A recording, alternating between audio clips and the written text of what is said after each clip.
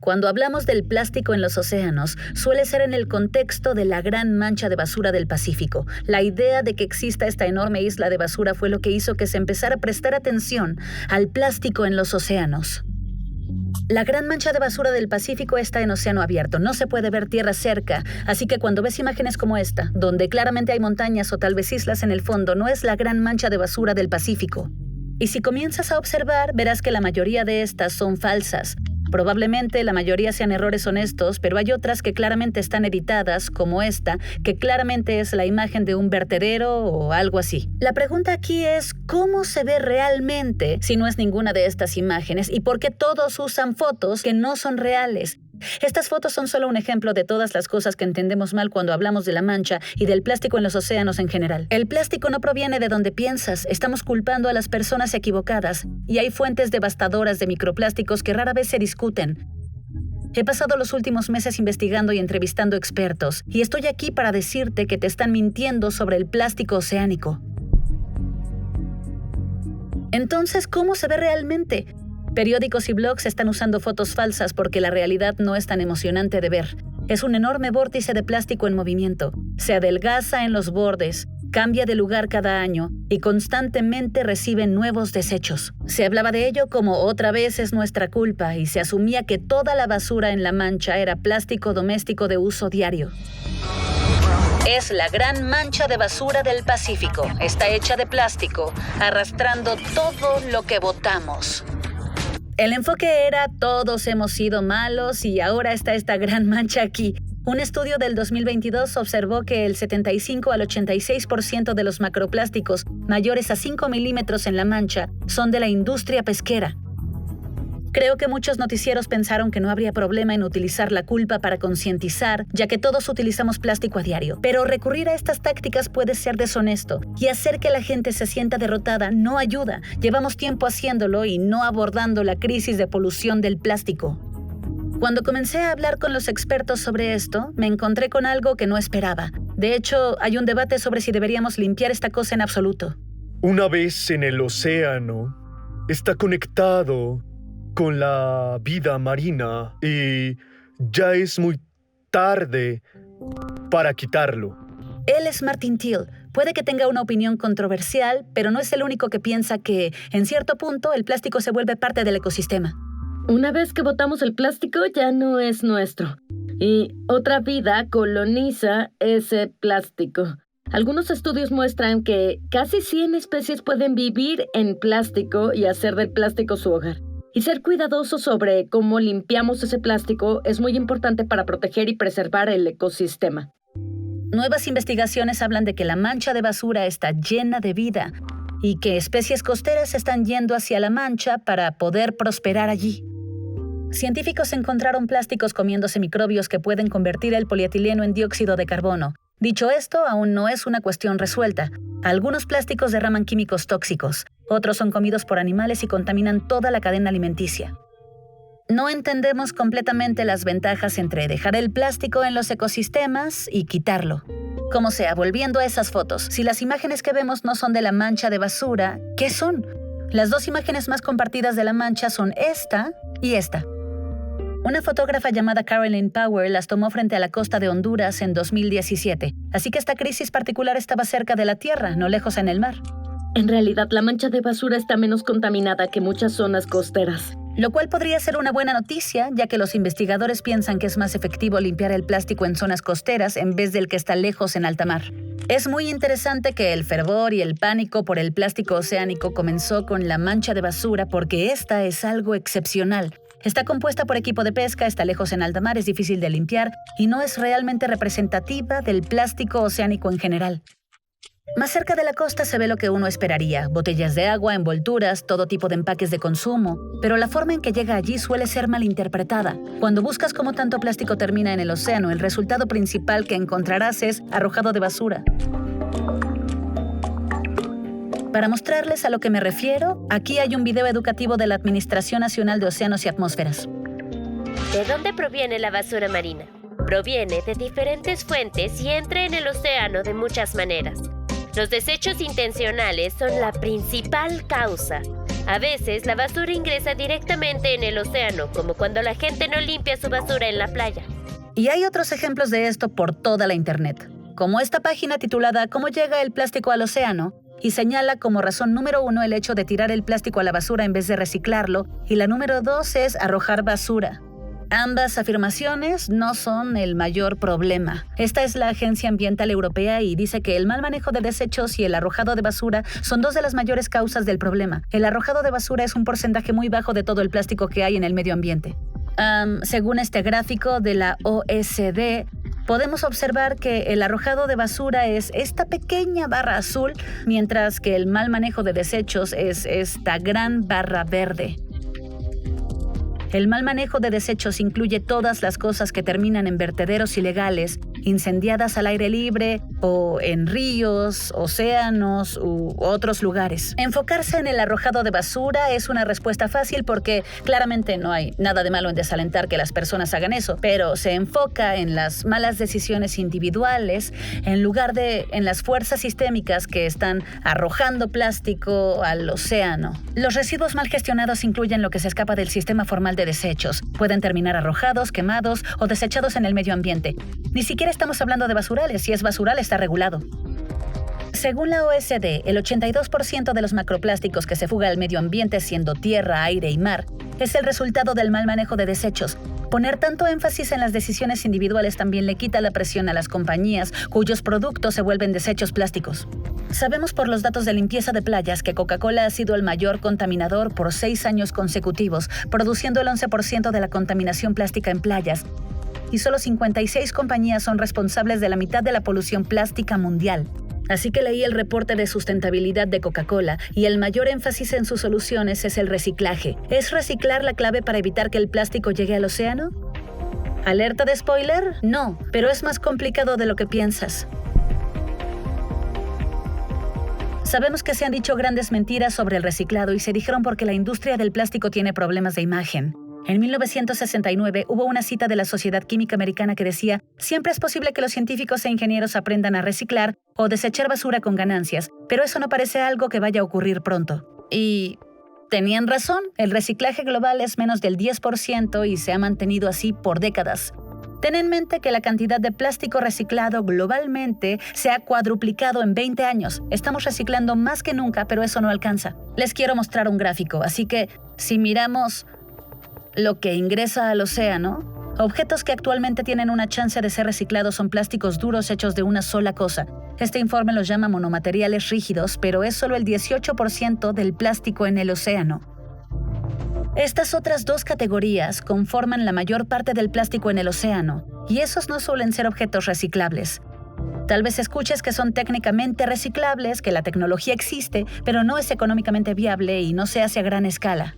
La industria ha sabido desde hace más de 50 años que mezclar diferentes tipos de plásticos los hace no reciclables, pero han seguido haciéndolo. Aún así, lo que estamos viendo es que menos de 1/5 del plástico en el océano tiene siquiera el potencial de ser reciclado. Esto me hizo comprender que una de las mayores mentiras sobre el plástico en el océano es que, de alguna manera, podemos resolverlo con reciclaje. Cuando una fracción tan pequeña de lo que va al océano es siquiera reciclable, necesitamos buscar otras soluciones.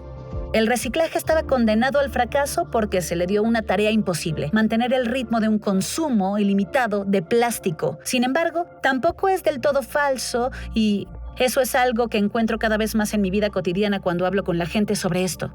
Hay tantas noticias acusando al reciclaje de fraude que las personas piensan que no importa en absoluto, que ni siquiera deberían intentarlo, que los titulares digan que es una estafa o algo falso es perjudicial. Se plantea como una dicotomía: o necesitamos solo el reciclaje y solo este resolverá el problema, o el reciclaje no solucionará nada y debemos abandonarlo por completo. Y no estoy de acuerdo, no es uno o el otro, es un sí y sí necesitamos reciclar y necesitamos una reducción general. Una de las razones por las que el reciclaje no ha funcionado es por las bajas tasas de recolección y clasificación, y acusarlo de fraude solo empeora la situación. El PET plástico número 1 y el HDPE plástico número 2 son legítimamente reciclables. Aunque las tasas de reciclaje en todos los plásticos es menor al 10%, para esos dos plásticos está cerca del 30% y podríamos duplicarlo en América simplemente mejorando su recolección. Necesitamos dejar de pensar que reciclar plástico nos da licencia para consumir tanto como queramos y dejar de aceptar la idea de que el reciclaje es circular. Debería ser la última opción para los plásticos que no podemos eliminar y aún así compromete al ambiente.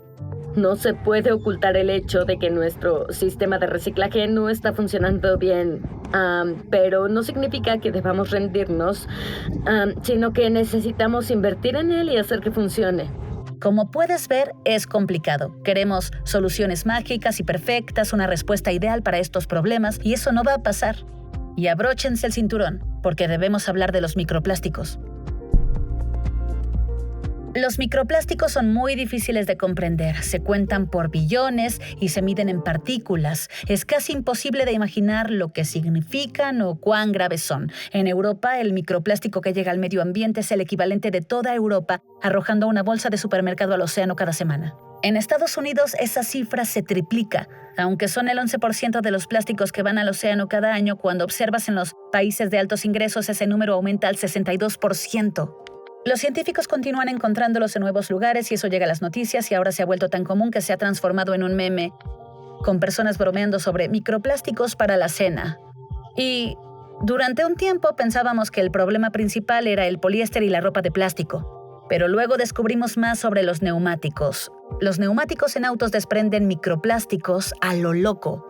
Los números varían, pero los neumáticos pueden desprender del 10 al 16% de su peso. Eso significa que cada neumático en un automóvil pierde 1 kilogramo de polvo durante su vida útil. También sabemos que cuanto más pesado es el auto, más rápido se desgastarán los neumáticos, lo que significa más microplásticos contaminando. Entonces, las grandes SUVs que los americanos tienden a conducir son las que más microplásticos generan. Se estima que el 9% de toda la contaminación de plástico en el océano proviene de neumáticos y ahora mismo no hay manera de frenarlo. Entonces, los textiles son un problema y añadimos los neumáticos a la lista, pero lo más alocado es que un informe reciente dice que hay una nueva fuente de microplásticos que no estuvimos viendo y si sus cálculos son correctos, ha creado más microplásticos que todos los otros combinados. Más que los neumáticos y objetos de uso personal y ropa combinados, y eso es la pintura. De acuerdo a este informe, alrededor del 40% de la pintura termina en el ambiente. Y lo más loco es que el 37% de la pintura son polímeros plásticos. La composición de la pintura es plástico. Pintamos nuestras paredes con plástico. Cuando escuché que muchos microplásticos provienen de la pintura, asumí que venían de barcos. Pero actualmente las fuentes marinas ni siquiera son la mayoría de los microplásticos en el ambiente y mucho proviene de edificios. Alrededor de la mitad de la pintura usada en países europeos de bajos ingresos eventualmente termina contaminando. Todo esto son estimaciones. Es complicado medir a los microplásticos, entonces se construyen complejos modelados matemáticos para descubrir cuánta pintura se sale de estos objetos de uso diario. Incluso si esta estimación es errónea y es solo la mitad o 1/3, la pintura es una enorme fuente de microplásticos que ha sido subestimada. Lo desconcertante que encuentro de todo esto es que sabemos que hay grandes fuentes de microplásticos allí afuera, pero podríamos descubrir una más grande mañana. También hay otro tipo de microplásticos que proviene de objetos que están descomponiéndose en el océano. Un informe descubrió que el color del plástico hace una gran diferencia en qué tan rápido eso sucede. Los plásticos rojos, verdes y azules se vuelven microplásticos más rápidamente que el blanco, plateado o negro.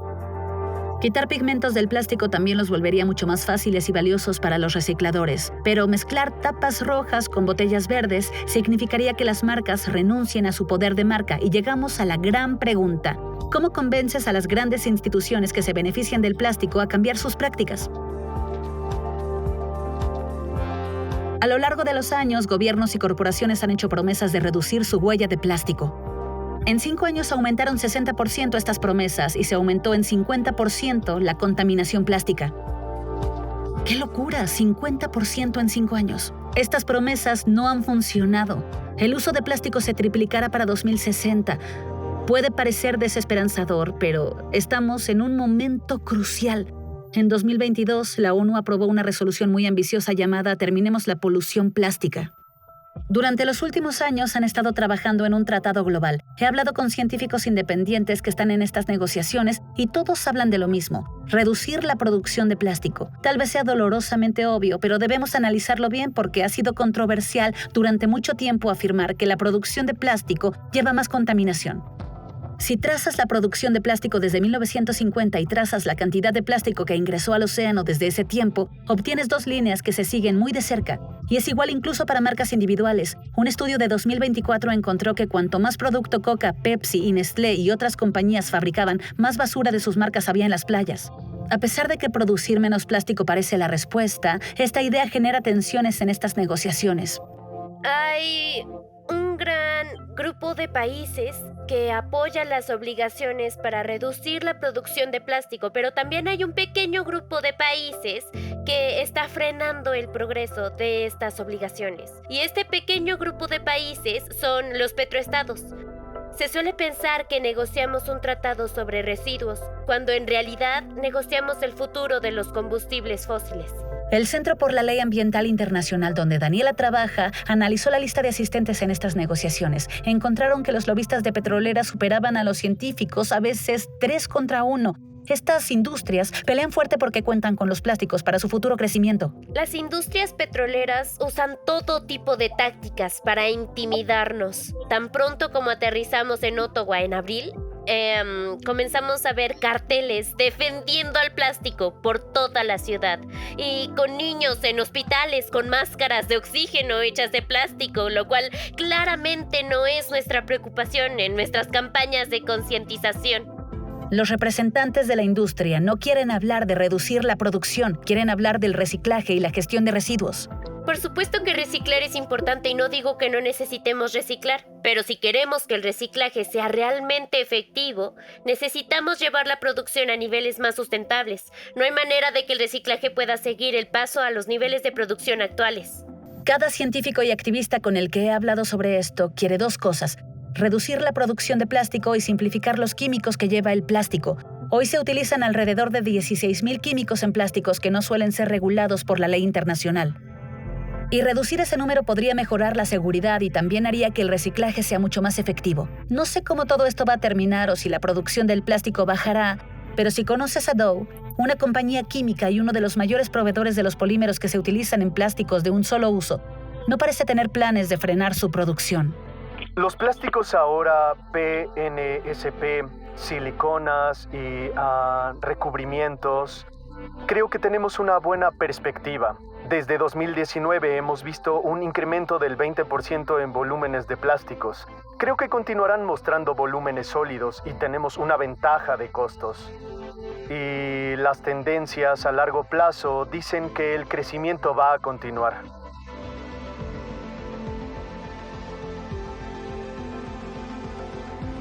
Si te preguntas de dónde obtuve esta información, chequea el enlace en la descripción. Comparto una lista de todos los reportes que he utilizado. Y para más verdades complejas, suscríbete a Business Insider en YouTube.